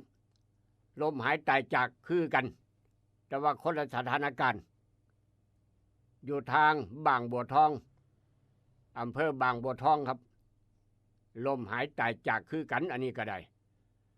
30 ปีซิ่งมอเตอร์ไซค์ตามหาเมียครับเมียหนีจากพี่น้องเข้าใจครับว่าเมียหนีจากบ่ครับเมียหนีฝ่ายผัวนำหาเมียครับขี่เร็วขนาดขี่มอเตอร์ไซค์จวดจาดเห็นเมียข่อยบ่เห็นดอกเมียโตน่ะจวดไปอีกจอดปั๊บเห็นเมียข่อยบ่เห็นแพงขี่เร็วก็เก่าย้อนนำหาเมียย่านเมียไปไกลครับเฝ้านำหาเด้ก็สั่นเมียสิไปฮอดไกลวันนั้นซะแต่ว่ารถบ่มีเบรกบาดเนี่ยขี่เร็วครับเลี้ยวซ้ายเลี้ยวขวาจอดใส่ถามหันเบรกก็บ่ดีผลที่ท้ายแหกโค้งตกลงไปในห้วยตายคอหลอกไฟผัวย้อนตายย้อนหยังย้อนนำหาเมียครับย้อนนำหาเมียผัวกับเมียเถียงกันผัวขี่รถนำหาเมียหนีจากก็เลยขี่รถไล่นำหาเมียครับผลที่ท้ายเจ้าของตกห้วยตายจ้อยย้อนทางโค้งขับเร็วเกินพิกัดเทวดาบ่เข้าข้างยมบาลสืบสวนต่อครับห้ามเอาเป็นอย่างค่อยไปค่อยมาค่อยบอกค่อยจากันเด้อพี่น้องเอ้ยยามโกรธจะได้ยามด่าอย่าโกรธก็แล้วกันจากเหตุการณ์นั้นมาทางเหตุการณ์นี้ครับอันนี้ก็เฮ็ดอีกแล้วบ่อายบ่เพิ่นเว้ากันอยู่โคบอยู่เนาะเพิ่นเว้ากันอยู่โคบเบิดประเทศเจ้าก็ยังกล้าเฮ็ดอีพอเพิ่นเว้าพื้นเว้าขวัญเว้าโคบอยู่เบิดประเทศไทยเจ้าก็ยังกล้าเฮ็ดเจ้ามันคือเก่งกับแทบผลท้ายเทวดาใส่กรรมครับเจ้าหน้าที่บุกจับเจ้าหน้าที่เป็นคือว่าจังซั่นเจ้าหน้าที่บุกจับเจ้าหน้าที่หยังเจ้าหน้าที่สรรพากรเก็บภาษีครับเป็นหยังคือจับเจ้าหน้าที่สรรพากรเอิ้นเงินใต้โต๊ะเอิ้นว่าเรียกสินบนบริษัทเอาเงินไม่ผม100,000 บาทผมเอาหลายดอกผมเอา100,000 บาทเอาจากบริษัทของท่าน100,000 บาทแลกงดเก็บภาษีเขารัด800,000ครับถ้าเจ้าจ่ายข่อย100,000เจ้าบ่ต้องจ่าย800,000ไว้ถึกจับแล้วครับเรียบร้อยสวัสดีครับเลยครับเจ้าหน้าที่สรรพากรถูกจับเรียกรับสินบนจากบริษัท100,000เจ้าบ่ต้องจ่ายภาษี800,000ครับเจ้าจ่ายข่อย100,000เจ้าบ่ต้องจ่ายภาษี800,000ถูกจับเรียบร้อยโอ้ยหัวใสอายไปห้อนหันสิบ่ถูกให้ออกจากราชการบ่เนาะบาดนี้เนาะเป็นข่าวเอามาเว้าสู่กันฟังครับนั่นเห็นบ่ล่ะเทวดาบ่เข้าข้างห้ามเอาเป็นตัวอย่างครับจากเหตุการณ์นั้นมาทางเหตุการณ์นี้น้ำท่วมสงขลาต่างประเทศโอดโอยครับน้ำท่วมจังหวัดสงขลาต่างประเทศต่างชาติมาเที่ยวภาคใต้โอดโอยติดข้างไปใส่มาใส่บ่ได้เป็นพันคนครับบอกว่าผิดหวังการบริหารจัดการอดข้าวอดน้ำ2 มื้อ 3 มื้อต่อกันโอ้ no okay เพิ่นว่าฝรั่ง no okay การบริหารผิดพลาดอดอาหารน้ำอดน้ำพร้อมอดอาหารพร้อมติดข้างเป็นพันครับนี่คือชีวิตคนต่างชาติแท้เจ้าข่อยนึกถึงภาพเจ้าของครับส่วนว่าแท้เจ้าข่อยไปอยู่ต่างประเทศเกิดน้ำท่วมเกิดแผ่นดินไหวบ่ฮู้จักไผเฮ็ดจังไดครับ จะไปถามไผกับคนละภาษาบัดนี่เฮ็ดจังไดนี่คือปัญหา อันนี้คือการครับมาเที่ยวต่างบ้านต่างเมืองมาติดข้างเป็นพันน้ำท่วมไปบ่ได้จักสิขอกินข้าวน้ำไผจักสิขอว่าจังไดอดน้ำอดอาหาร 2-3 มื้อครับนี่คือต่างประเทศบอกว่าผิดหวังการบริหารจัดการครับว่าจังสันเอาเป็นข่าวเอามาเว้าสู่กันฟังเพราะฉะนั้นมีเหตุการณ์ด่วนๆผู้บริหารท้องถิ่นผู้บริหารบ้านเฮาต้องทันสถานการณ์ต้องรู้จักการบริหารจัดการภาวะวิกฤตจะเหตุจังไดครับวัดกึนผู้นำจากเหตุการณ์มาทางเหตุการณ์นี้ครับอันนี้ก็ไล่ยิงกันบัดเนี่ยถึกอีกแล้วครับเมื่อคืนนี้อาสากู้ภัยไปซอยคนน้ำท่วมเอาอาหารไปแจกถึกปืนไล่ยิงครับโดนปืนโดนคนเอาปืนมาไล่ยิงอีกโอ้ยพวกผมตั้งใจมาซอยพวกผมตั้งใจมาซอยเป็นหยังเคยจังสีเป็นหยังเคยแบบนี้ว่าซะว่าหนีลูกปืนบาดเนี่ยจากเอาเขาน้ำจะไปแจกคนกินน้ำท่วมถึกปืนไล่ยิงครับถึกอีกแล้วอาสากู้ภัยครับโอยหนีเอาชีวิตรอดบ่ตายจังค่อยยั่งครับนี่คือมองน้ำท่วมครับเอามาเว้าสู่กันฟังพี่น้องเพราะฉะนั้นไปแจกเขาแจกของชีวิตน้ำท่วมมองได้กะยาต้องระมัดระวังไปพร้อมตัวนี้จะได้ใส่เสื้อเกาะไปน้ำมือตัวนี้เนาะเอาเป็นข่าวครับจากเหตุการณ์นั้นมาทางเหตุการณ์นี้นี่คือกู้ภัยเว้าสู่นักข่าวฟังครับกู้ภัยเว้าสู่นักข่าวฟังเคสสลดใจเคสนี่สลดใจครับลูกสาวลอยอยู่ในตู้เย็นครับอาศัยตู้เย็นลอยน้ำลอยอยู่ในตู้เย็นแม่ตกจมน้ำตายลอยอยู่กลางบ้านลูกสาวลอยคออยู่ในตู้เย็นครับเพราะว่าตู้เย็นฟูน้ำล่างๆเลยข้างในเป็นโฟมครับตู้เย็นฟูน้ำอาศัยตู้เย็นอยู่ในตู้เย็นลูกสาวครับแต่ว่าแม่เนี่ยตกน้ำตายลอยอยู่กลางบ้านลูกสาวกับเบิ้งแม่ตายอยู่หันแล้วครับนี่คือสลดใจแท้ลูกสาวลอยอยู่ในตู้เย็นกับตู้เย็นแม่ลอยอังลางอยู่กลางบ้านเจ้าของคักบ่ครับนี่คือภาพสลดหดหูโอ้บ่อยากเห็นบ่อยากพอครับน้ำสูงขึ้นถึงเพดานหาทางไปบ่ได้หาทางออกบ่เห็นครับเอามาเว้าสู่กันฟังพี่น้องชีวิตน้ำท่วมในเขตอำเภอหาดใหญ่จังหวัดสงขลาครับเป็นข่าวเพราะฉะนั้นน้ำท่วมน้ำขังอย่าชะล่าใจอย่าซ่าก็แล้วกันครับต้องรวดเร็วปัจจุบันทันด่วนแล้วก็มีข่าวด่วนกันเข้ามาครับเผยภาพหาดใหญ่เมื่อนี้หลังจากน้ำลดมื้อวานครับผู้สื่อข่าวบอกว่าไปเบิ่งแล้วคล้ายๆกับเป็นมือวันสิ้นโลกคนแย่งอาหารกันข้างถนนครับพี่น้องออกมาแย่งอาหารกันกินข้างถนนในเขตอำเภอหาดใหญ่แย่งอาหารกินศพคนตายครับศพคนตายลอยมาครับต้องว่างอยู่ข้างถนนคนตายคนแย่งอาหารแย่งกันโอ้โหครับประเทศไทยบ่เคยพอแบบนี้คนบ่ตายก็เหมือนตายทั้งเป็นครับนี่คือภาพหาดใหญ่มื้อวานคล้ายๆกับมื้อวันสิ้นโลกคนแย่งอาหารกันกินข้างถนนศูนย์อพยพที่ไล่การจัดการศพคนตายลอยมัดต้องว่างข้างถนนเสียงคนห้องโหยหวนเบิดมือเบิดคืนครับหิวมาใส่ผมเนี่ยหิวข้าวหิวเข่าก็สิว่าประมาณนั้นนี่คือภาพคำเบ้าคำว่าจากผู้สื่อข่าวเขียนมาว่าจังสันลูกเคยเห็นแล้วเอามาเว้าสู่พี่น้องฟังครับเพราะฉะนั้นส่งกำลังใจไปหาพี่น้องทางภาคใต้ชาวใต้ในฐานะเป็นคนไทยน้ำกันครับบ่อยากเห็นบ่อยากพ่อบ่อยากได้ยินให้ชีวิตดีขึ้นกลับมาเข้าสู่เหตุการณ์ปกติคือเก่าเด้อภายในเวลาอันบ่กี่มื้อนะครับสู้ต่อไปอย่าถอยแท้เอาเจ้าคอยจากเหตุการณ์มาทางเหตุการณ์นี้ราคาทองคำเมื่อวานเสมอโตบ่ไปหน้ามาหลังยังซ้ำเก่าครับ 64,250 บาททองอยู่ในคอผู้ใหญ่บาท1 บาทขายได้ประมาณ 62,080 บาทผู้ใหญ่ใสบ่ต้องเบิ่ง ก้มเบิ่งข้อเจ้าของเด้อผู้ใหญ่ใส่2 บาท 3 บาท 368 แสนกว่าบาทวันนี้ธรรมดาผู้ใหญ่ใช้พร้อมอีกต่างหากราคาหมากปาล์มพ่อเช็ดหมากปาล์มผู้ใหญ่ใช้หมากปาล์มผู้ใหญ่ม้วนครับ6 บาท 80 ตังค์ถึง7 บาท 20 ตังค์ต่อกิโลราคาหมากปาล์มดีใจกับพี่น้องคนสวนปาล์มราคายางพารามื้อวานนี่ครับลดลงไปประมาณ50 ตังค์ถึง35 ตังค์ถึง50 ตังค์ครับในบางจุดโดยเฉพาะยางก้อนถ้วย 100% ลดลงไป50 ตังค์ยางก้อนถ้วย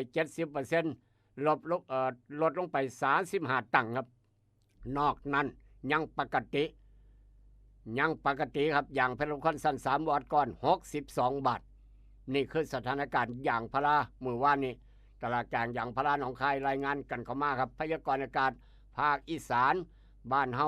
ว่าจังไดครับพยากรณ์อากาศภาคอีสานบ้านเฮาเข้ามาแล้วบ่ครับพยากรณ์อากาศว่าจังไดพยากรณ์อากาศภาคอีสานยังบ่เข้ามาเท่าปานนี้ครับระบบอินเทอร์เน็ตมีปัญหาแน่นอนครับกรมอุตุพยากรณ์อากาศยังบ่มาแต่ว่าอุณหภูมิลดลงไป 2-4 องศามาตามนัดหนาวเย็นพร้อมดูแลสุขภาพร่างกายเจ้าของพร้อมหลานน้อยนำเฮ็ดเวียกเฮ็ดการเฮ็ดงานเมื่อยแก้เมื่อยครับแก้เมื่อยยาแก้เมื่อยยาสมุนไพรแก้เมื่อยใกล้ตัวหากินง่ายคือน้ำบักพร้าวเด้อผู้ใหญ่ใสเฮ็ดเวียกหลายผู้ใหญ่ใสเฮ็ดเวียกหนักผู้ใหญ่โตเฮ็ดเวียกหนักท่านกำนันผู้ใหญ่บ้านผู้ซอยผู้ใหญ่บ้านทุกหมู่บ้านทุกตำบลอย่ามองข้ามน้ำบักพร้าวยาสมุนไพรแก้เมื่อยแก้อ่อนเพลียบำรุงกำลังบำรุงธาตุพร้อมน้ำบักพร้าวน้ำบักตูมพร้อมน้ำบักพร้าวพร้อมดีปัญญังแก้เมื่อยยาสมุนไพรธรรมชาติใกล้โตหากินง่ายหาหมองกินบ่ได้ไปหาท่านรองสังรองนายกเทศมนตรีเทศบาลตำบลศรีช่องใหม่เจ้าของสวนบักพร้าวสวนใหญ่ไปแล้วครับผมลำด้วยส่งหมานอย่าเจ็บอย่าจนอย่าถอยด้วยความปรารถนาดีกับรายการเอิ้นให้ลูกปุ๊กไปเดินทาง96.5เสียงจากบ้านหม้อแดนสยามของพี่ของน้องน้ำกันวัดสุคนบอกว่าพี่น้องทางฝั่งไทยพี่น้องทางนครหลวงเวียงจันทร์สวัสดีครับโอ้ยน้อโอ้ยน้อโอ้